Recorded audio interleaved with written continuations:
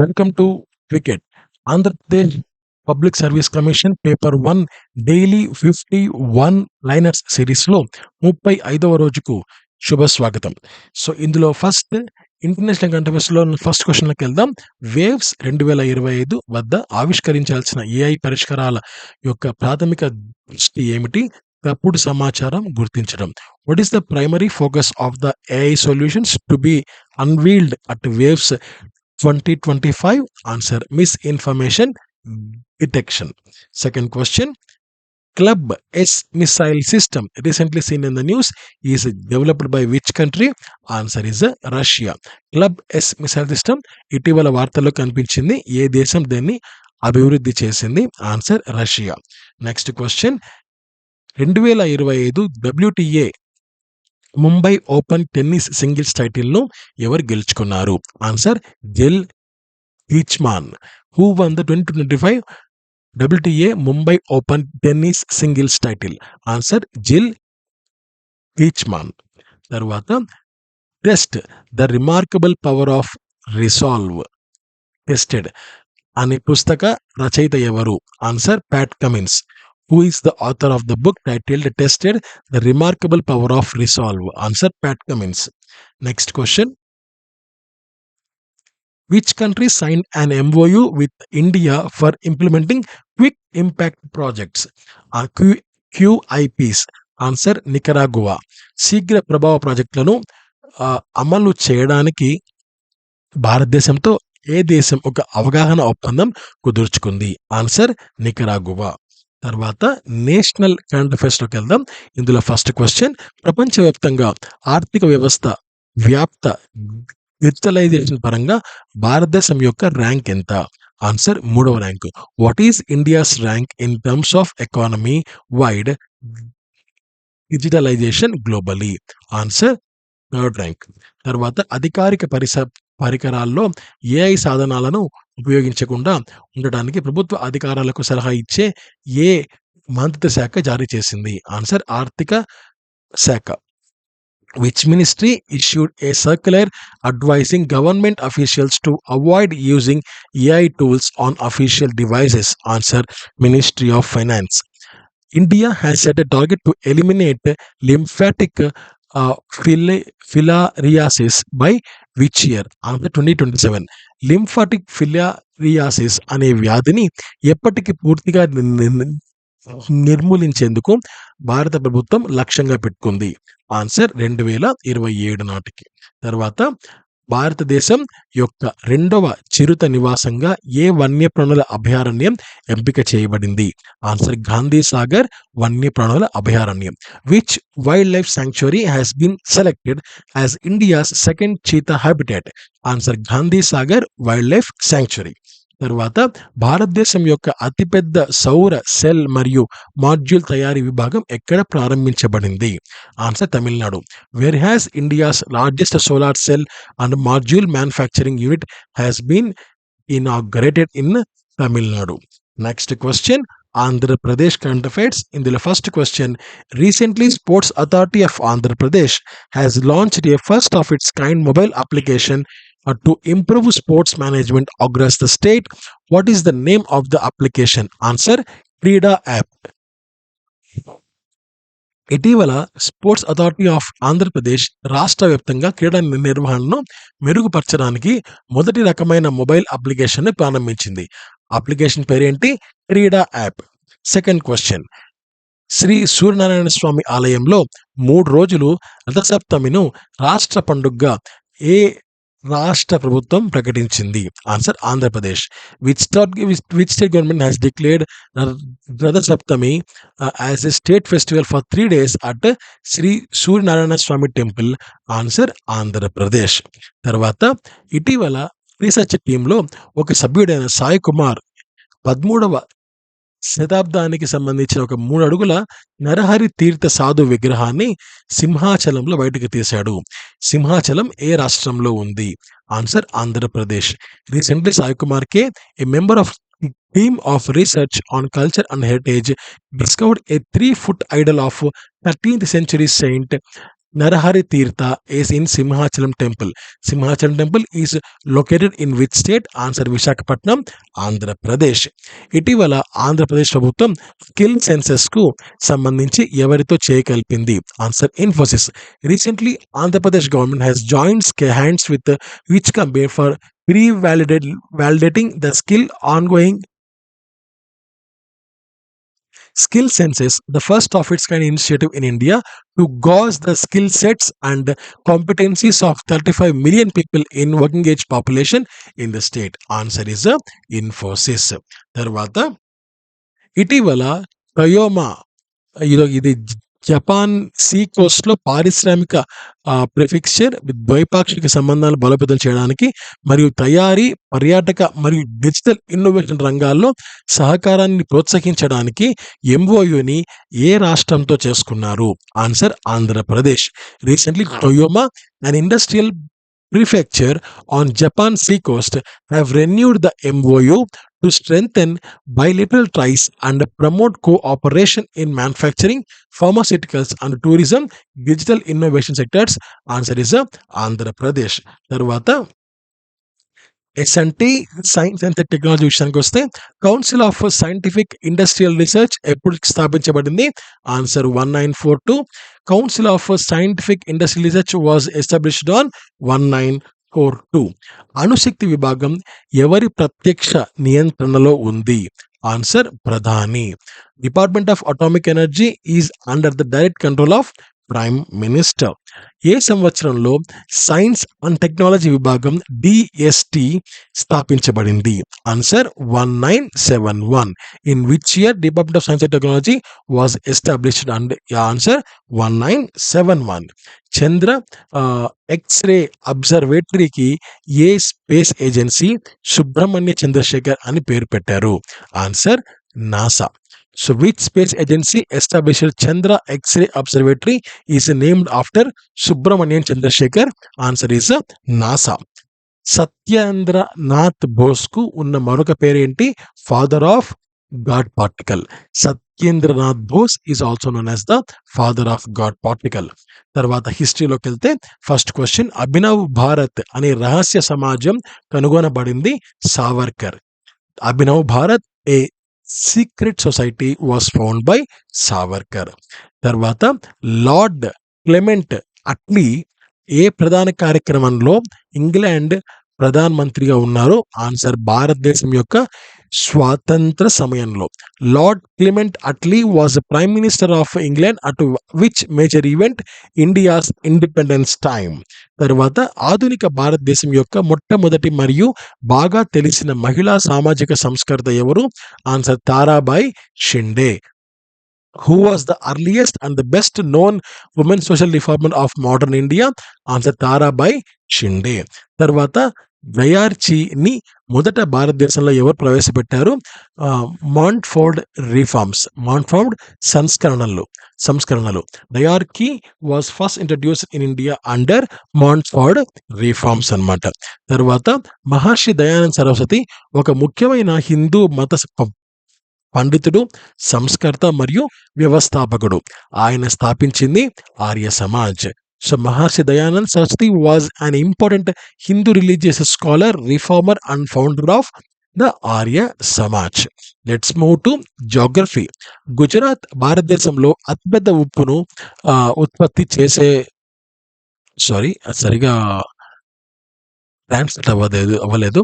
So Gujarat is the largest producer of salt in India because it has extensive dry coast. So విస్తృతమైన పొడి తీరాన్ని కలిగి ఉంది కనుక it is the largest producer of salt అన్నమాట. ఖనిజాల which central government agency is responsible for mapping and exploration of minerals? Answer Geological Survey of India. ఖనిజాల mapping మరియు అన్వేషణకు ఏ కేంద్ర ప్రభుత్వ సంస్థ బాధ్యత వహిస్తుంది? ఆన్సర్ భారతదేశం యొక్క జియోలాజికల్ సర్వే. తర్వాత తుమ్మాలపల్లె జూలై 2011లో యురేనియం యొక్క భారీ నిల్వలకు మిషన్.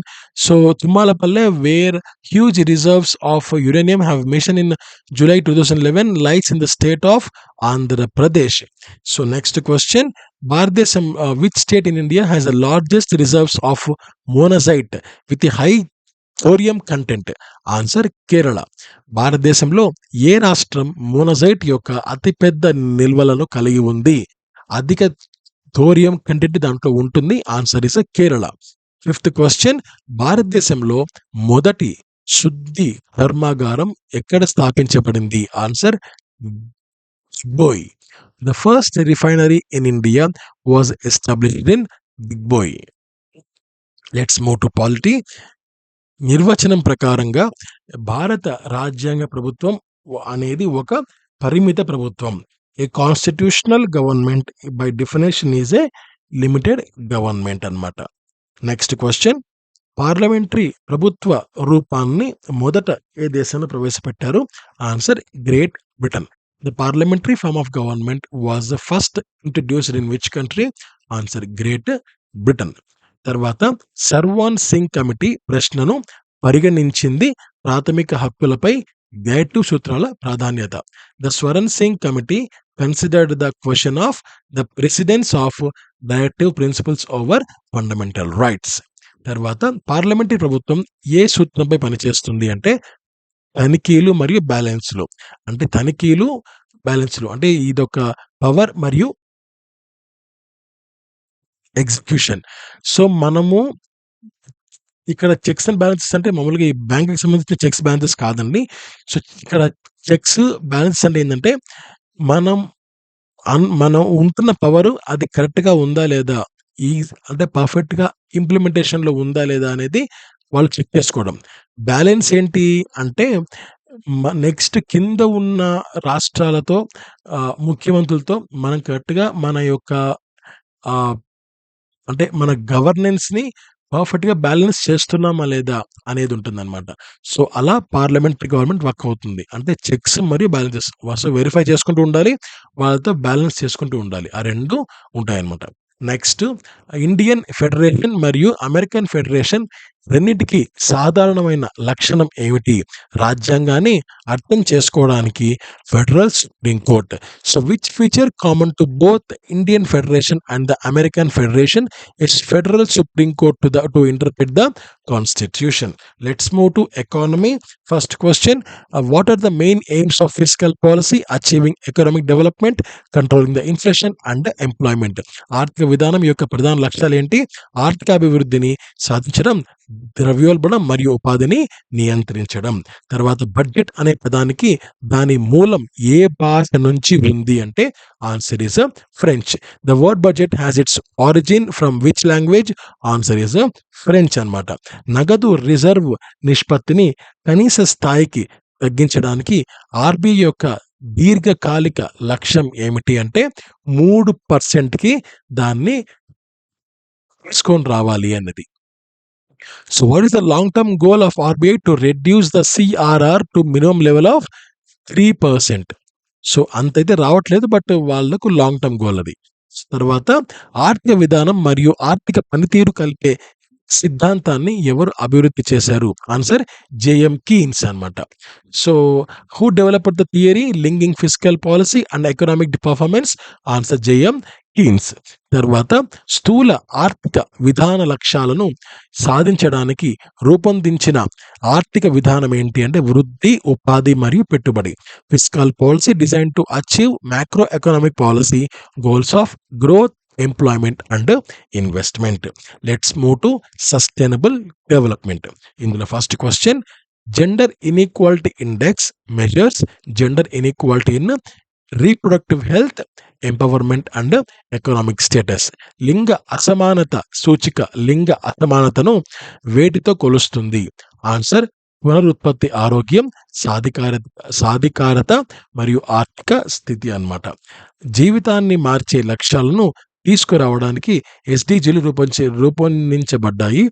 సో దానికి ఆన్సర్ ఆకలి లేకుండా ఉండడం, పేదరికం లేకుండా ఉండడం, ఎయిడ్స్ కేసులు లేకుండా ఉండడం, మహిళలపై వివక్ష అనేది లేకుండా ఉండటం. SDGs are designed to bring life-changing goals of zero hunger, zero poverty, zero AIDS cases, zero cases of discrimination against women. మూడో question, the sustainable development goals will be effective between 2016 to 2030. స్థిరమైన అభివృద్ధి లక్ష్యాలు ఏ కాలం మధ్య ప్రభావవంతంగా ఉంటాయి అంటే 2016 నుంచి 2030 మధ్య. తర్వాత స్థిరమైన అభివృద్ధి లక్ష్యాలు వేటిని భర్తీ చేశాయి అంటే అంతకుముందు ఈ యొక్క SDGs లేవు, ఈ యొక్క మిలీనియం డెవలప్మెంట్ గోల్స్ అనేవి ఉండిన్నాయి. సో వీటి యొక్క ప్లేస్లో సస్టైనబుల్ డెవలప్మెంట్ గోల్స్ అనేవి వచ్చాయన్నమాట. ఫస్ట్ ఇవి, వీటి ప్లేస్లో సెకండ్ ఇవి వచ్చాయన్నమాట. So the sustainable development goals replaces the millennium development goals. Let's move to fifth question. స్థిరమైన అభివృద్ధి లక్ష్యాలు మరియు లక్ష్యాలను ఎప్పటికీ సాధించాలి? ఆన్సర్ 2030 నాటికి. Sustainable development goals and the targets are to be achieved by 2030. Let's move to the last point, disaster management. సహజ వాతావరణంలో పరిస్థితుల అంశాలు ప్రజల లేదా ఆస్తికి లేదా రెండింటికి హాని కలిగించే అవకాశం ఉండే వాటిని ఏమంటారు అంటే సహజ ప్రమాదాలు అంటారు. So which are called the elements of circumstances in the natural environment that have the potential to cause harm to people or property or both? Answer natural hazards. Next question, సాపేక్షంగా అకస్మాత్తుగా మరియు పెద్ద ఎత్తున విస్తృతమైన మరణం, ఆస్తి కోల్పోవడం మరియు సామాజిక వ్యవస్థలకు మరియు జీవితానికి భంగం కలిగించడం వల్ల ప్రజలకు తక్కువ లేదా నియంత్రణ అనేది ఉండదు.